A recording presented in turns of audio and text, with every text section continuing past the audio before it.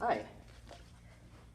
So it's a pleasure to meet with you here and to have an opportunity to talk about your performance of Obscene, both the experience of encountering the script, the rehearsal process, performing it on stage, and then ultimately performing it in a film. Right.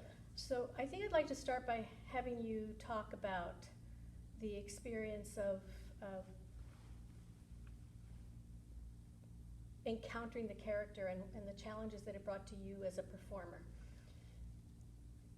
Yeah, it was particularly challenging. So most of the performance work that I have done in the past has been performing personal narrative, performing ultimately as myself. And this particular character and this script required that I become somebody that is almost, or who is almost antithetical to who I am, especially in the ways that I have come to train my body in performance. So most of the times when I perform, because I'm performing as me, one thing that encountering this script made me realize is just how much I had developed performance habits in terms of the ways that I animated and kind of became almost a hyperbolic version of myself on stage. And I had to really, this script required that I engage. You become a character. Yeah. That you act. That you act rather than simply perform yourself. Exactly. And that was something that I had not done previously. And it was challenging, first to even recognize that I had developed those performance habits in the first place, and then to actually have to start working at getting rid of those habits so that I could actually encounter and inhabit this particular character. So having yourself be someone other than you on the stage, and then to have this, one of your first experiences of that, to be this character. So what was that like?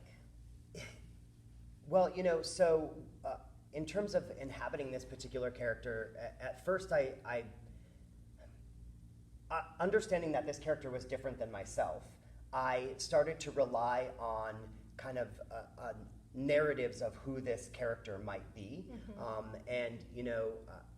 Initially I started performing him as kind of Woody Harrelson in Natural Born Killers. Oh yes, and I remember this because you came on stage in the rehearsal space that we had and started talking with a Texas drawl, and if I recall, I said, "What the hell do you think you're doing?" Right, because this script, while there is an assumed, we could connect this script to the Pulse nightclub shooter, etc., and we were doing this for an event that was specifically in relation to Pulse. So, and I knew I didn't want to engage the script in a way that the character became that particular shooter. Well, I think what the script and performing this in a stage performance calls us to do is to recognize how narrow our conceptualizations of these individuals who do these things are. Hate crimes in general, right. Terrorists, and how we really don't think about how they think beyond some script or trope that we have about it. Precisely, and I think my initial I started thinking almost automatically of who would commit an act like this, and that's where this kind of Woody Harrelson character grew from. But that's where I think it required that I recognize that not only was I relying on narratives of who this character might be, but I was also failing to see aspects of this character that already lived in my own body. Well, and I think also from the director perspective, what I kept pushing back on you, because your tendency is to fall back on your personal narratives of what's my experience, and my experience as a director was to say, let's look at the script and see what this character is thinking. Let's look at where he's going, so how could what is at the beginning ultimately be the same person? And what would happen to the person in order that he would begin to interact in this way or change in this way? And then how, for you, the challenge was how can you make that start to happen inside you? Yes. And I think a lot of how I approached that was to first address the performance habits that I had, and some of the things that you and I did in order to rid me of those habits. Yeah, give us an example of a couple of those habits. I'm pigeon-toed, and I have a very particular walk, and that walk was not suited for this particular character, and that's something that you and I worked extensively on. And one of the things that we both agreed when looking at the script is that there's a certain weight in this script. And as a result of that, how we kind of addressed my walk was to add weight to my body. And that included wearing the large, heavy hoodie, the heavier jeans, and even heavy boots, so that I could begin to move in a way that was not only appropriate to this character, but appropriate to the words of the script, and were faithful to what this script was trying to do for an audience. And we worked with your voice in that as well. Yes. So your habitual performance voice has a lot of upward intonations, and how did you work on that? Because that's a really hard thing for people to conquer, and you did so on stage. Yeah, and that's something that I didn't necessarily recognize in my own, not only in the ways that I perform, but really in the ways that I speak every day. I was a little bit offended when you first pointed that out. I remember that. I do remember that. One of the things that you did is you created a rhythm for me. I would speak, and you would just go dun dun dun dun dun dun. Fall, yeah. Exactly. And so as I worked my way through the rehearsal process, I continued to kind of keep that rhythm in my mind as I read through the script, catching myself in those moments where I ended up here as opposed to down here. And one of the struggles with that is I think initially I wanted to deepen my voice, and it was Right. it really had nothing to do with the deepness With of the my pitch, voice. yeah. Exactly. It was just the rhythm of the way that those words should be spoken. Because they were declarative statements. Right. They weren't questions. They No. weren't doubting. He certainly was not doubting anything. And the script, that particular character is working to let the audience know that they should not doubt him. And so that upward intonation, worked against the actual words of the script and against that character. So why don't we move into the experience of performing this on stage? What was it like? And then maybe contrasting it to what it was like to do it for a film.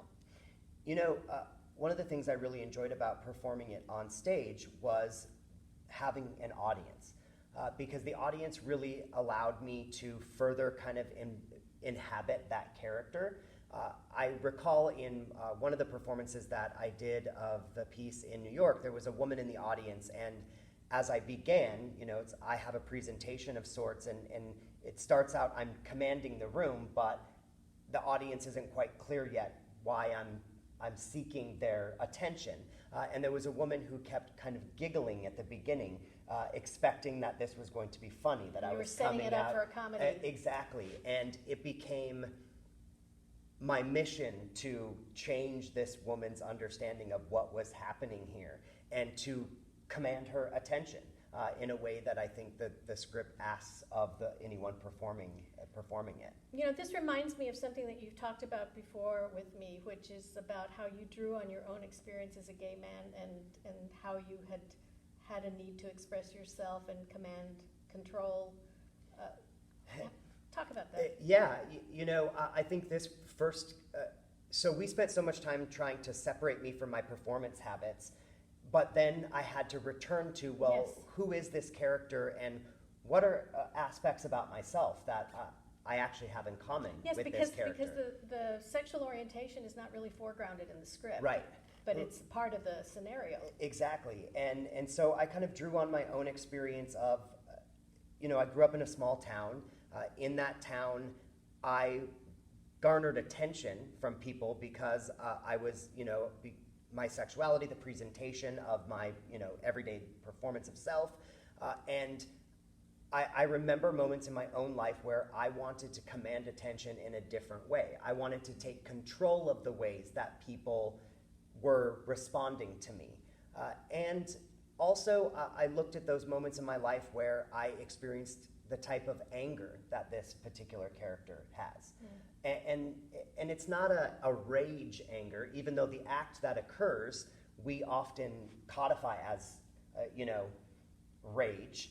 But it's more methodical than that. It is more sinister in some ways. Yeah, precisely. It is an anger that doesn't happen in as an initial response. It is an anger that builds. It's not over like someone time. with a bad temper.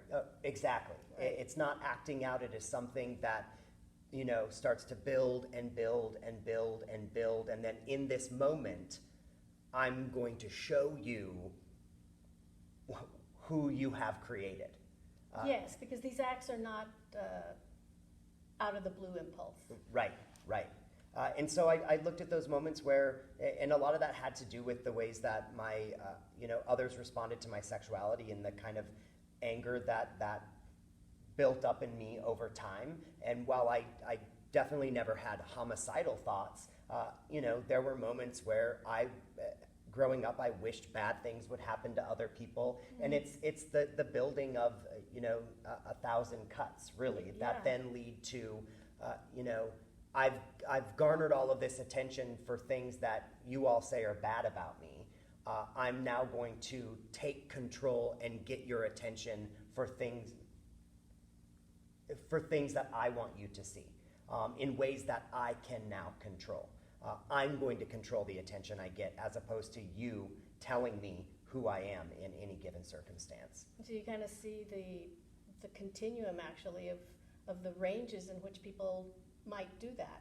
Right.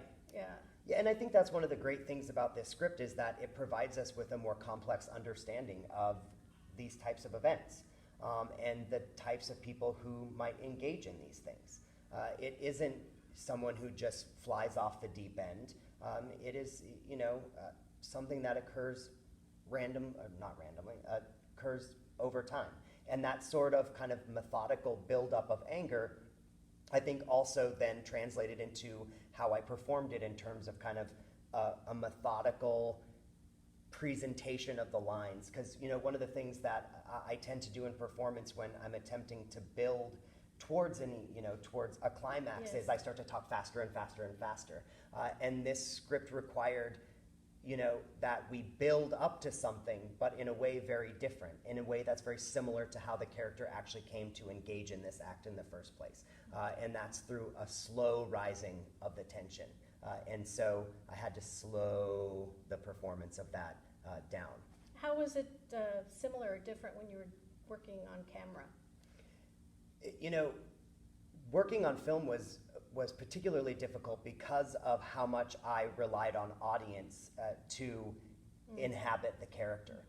And so I think that this points to the importance of rehearsal, and not just rehearsing in a particular space that you might perform in, but I walked around New York City in those clothes and inhabited that character's body for an entire day, responding to people in ways that I imagined that he might respond, instead of the ways that I would. And so I think that in everyday situations. Precisely, ordering coffee, engaging someone on the subway. So those were all, so I think that because I had paid and given it so much attention to that during rehearsal, not having the audience there, I was able to draw on the things that I had trained my body to do, and I was able to draw on the memory of the audience actually being there, to fill the space with people, even though the only people there were, the extras and the camera. That's interesting. I was just thinking about your ordering the coffee and the sort of eeriness of coming to nurture the mind space of this character while you're doing something innocuous, which is, how we usually hear people say, well, he seemed like such a nice person. He just came here every day, and I never thought anything like this. And yet, in your body, in rehearsing this, you kind of came to a sense of an awareness of how these two things could coexist. Yeah. And, one of the things I think that's interesting about engaging those kind of banal acts of everyday life is initially when I did it, I expected that I might frighten people. because of the ways that I was carrying myself, etc. It frightened you a little? Yeah, but it didn't frighten people. And I think it speaks to how little we pay attention to the nuances of people's behavior. Yes.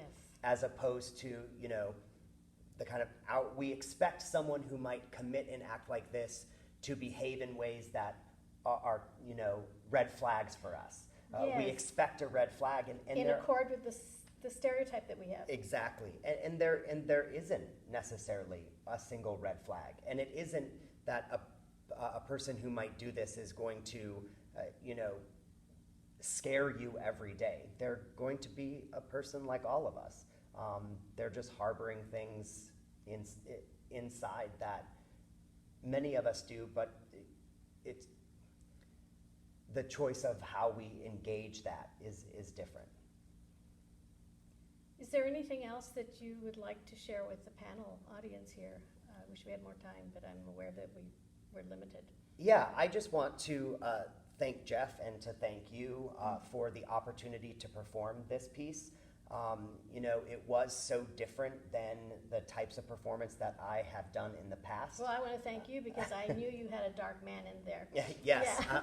I guess I didn't think I did, but this, you know, this forced me to recognize the range in my own ability to perform And to act. right, As opposed to just perform. exactly, and to engage and to really understand how, no matter what type of a character you are attempting to perform, there's always a piece of that person in you. And if you can tap into that kind of sense of self that you have in connection to someone you don't really want to have any connection to, it really kind of can change the type of performance. I'm just really grateful that I had an opportunity to perform someone so different from myself. Because I think it really increased my depth and range as a performer. And in a really meaningful script for an unfortunately meaningful event. Exactly. So thank you. Thank you. And thank you to all of you, and I hope you enjoyed this video. Yes, thank you.